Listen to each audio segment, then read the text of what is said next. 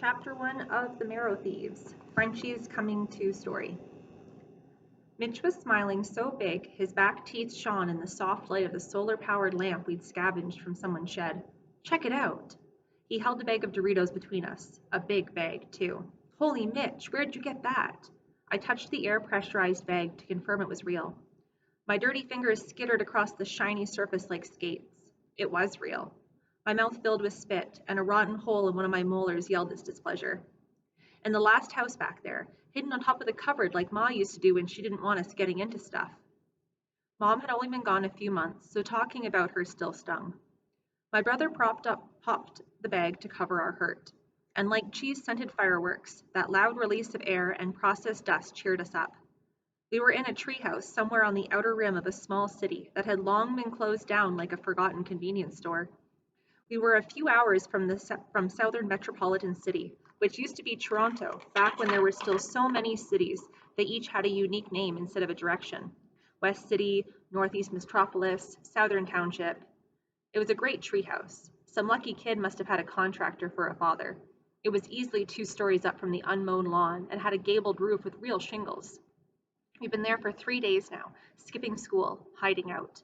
Before he'd left with the council and we'd never see him again, Dad had taught us the best way to hide is to keep moving, but this spring had been damp, and it had rained off and on for over a week, and we couldn't resist the dry comfort of the one-room treehouse with built-in benches. Besides, we reasoned, it was up high like a sniper hole, so we could see if anyone was coming for us. It probably started with that first pop of air against metallic plastic, no louder than a champagne cork.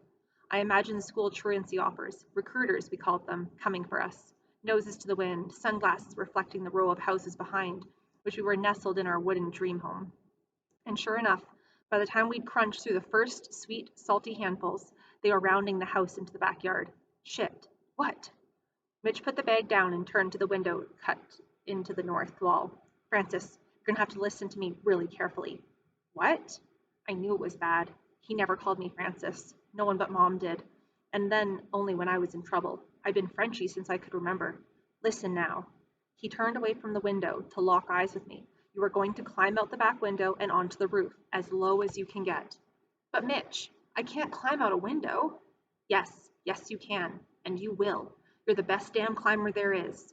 Then, when you're on the roof, you're going to grab the pine tree behind us and climb up into it. Stay as close to the trunk as you can. You have to shimmy into the back part, where the shadows are the thickest. You go first.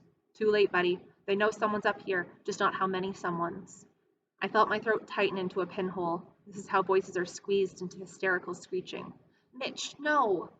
He turned again, eyes burning with purpose, bordering on anger. Now, move it, Francis. I couldn't have him mad at me. He was all I had left. I clambered out the window and folded upward to grasp the slates on the roof. I shimmied up, belly to the wood, butt pulled down tight. I lifted my head once, just high enough to look over the small peak in the center, just enough to see the first recruiter lift a whistle to his mouth, insert it under his sandy mustache, and blow that high-pitched terror tone from our nightmares. Under the roof, I heard Mitch start banging on the plywood walls, screaming, "Tabernacle! Come get me, devils!" Fear punched me into the pine. The hairy knots on the sticky trunk scraped my thighs, sweat and skin holding me there. The needles poked into my arms and shoved into my armpits, making me tear up. I pulled my sweaty body towards the other side of the pine, scrapes popping up red and puffy on my thighs and torso. All the while, the whistles, 2 now, blew into the yard. "Come get me, morons!" I saw both recruiters now, high-waisted navy shorts, gym socks with red stripes pulled up to their knees above low, mesh-sided sneakers, the kind that make you look fast and professional.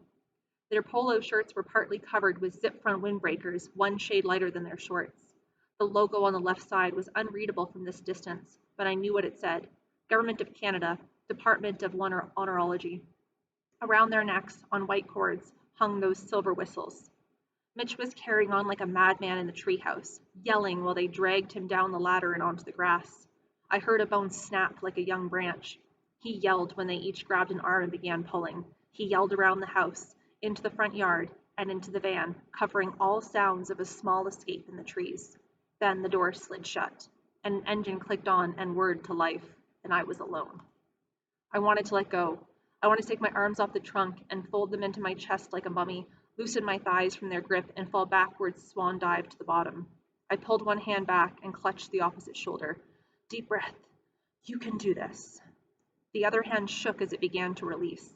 The skin of my thighs burned with the extra strain. Soon, they too would be unclenched. Deep breath. If I survived the fall, which was possible, I'd be taken to the school with Mitch. This thought was appealing at first, and for a brief moment I had some kind of TV reunion in my head. Me, Mitch, Mom, Dad, but I knew that's not how it would go. A few had escaped from the schools, and the stories they told were anything but heartwarming. There's a man named Migwans who came by the council last night, my father had said one night when we were still together. He escaped from one of the satellite schools, the one up by the Lake Superior. Dad had bags under his eyes. He'd gather us around the kitchen table to talk, but spoke haltingly, like he'd rather not. He told us about what's happening to our people. It wasn't easy to hear, and he was frantic. Tried to leave right away, looking for this Isaac fellow. Jean, maybe the boys should go into the other room for this. Migwan says the governor's committee didn't set up the schools brand new. He says they were based on the old residential school system they used to use to break our people to begin with, way back.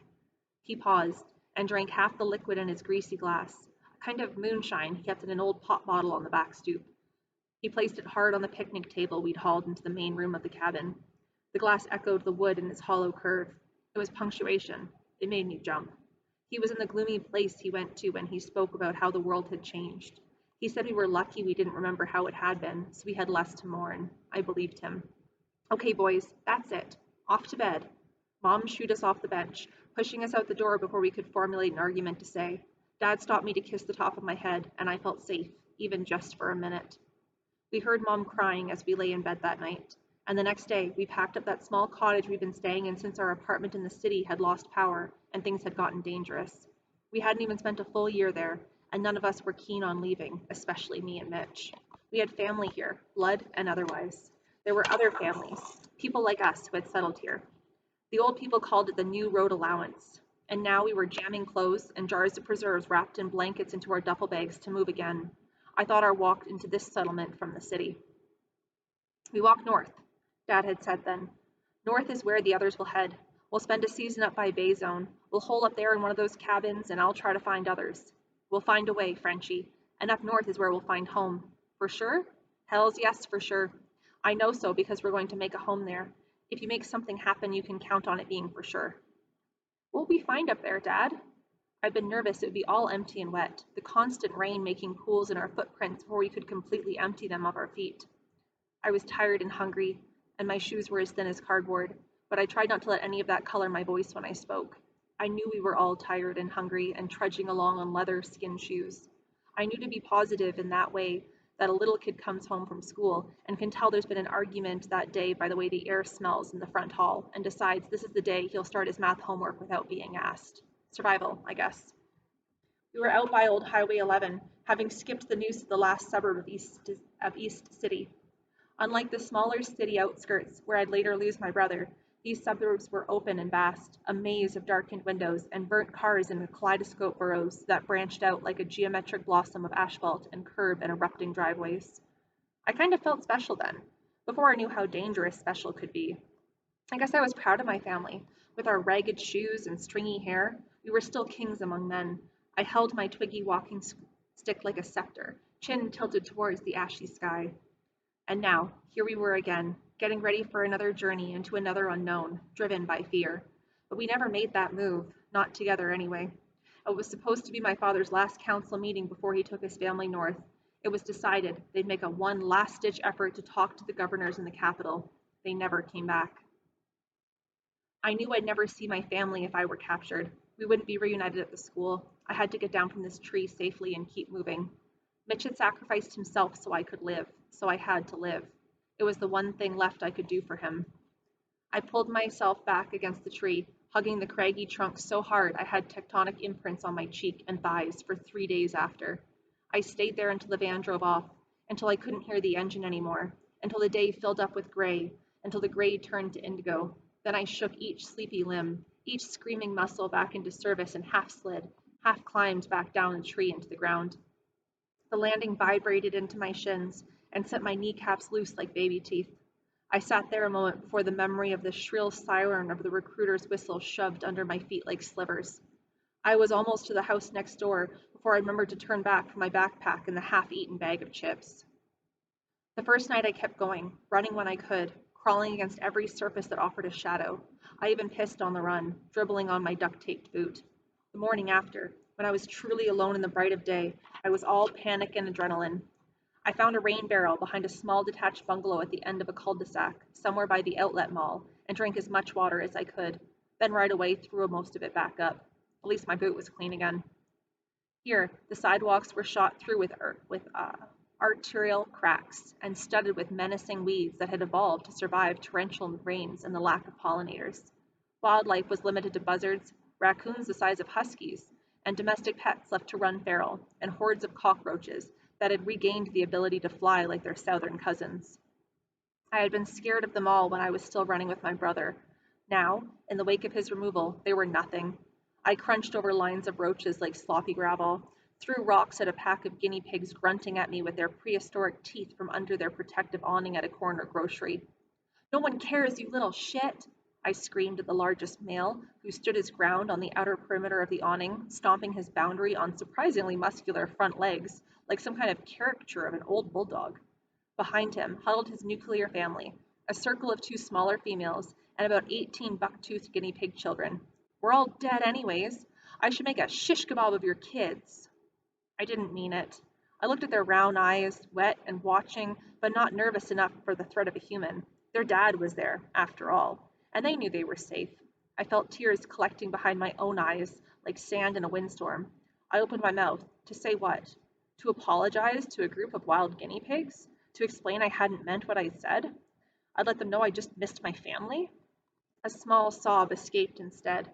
I cupped a dirty hand over my mouth to catch it, but not before the male smelled my fear and turned his back to me. I was no danger to them. I was no danger to anything. At best, I was prey.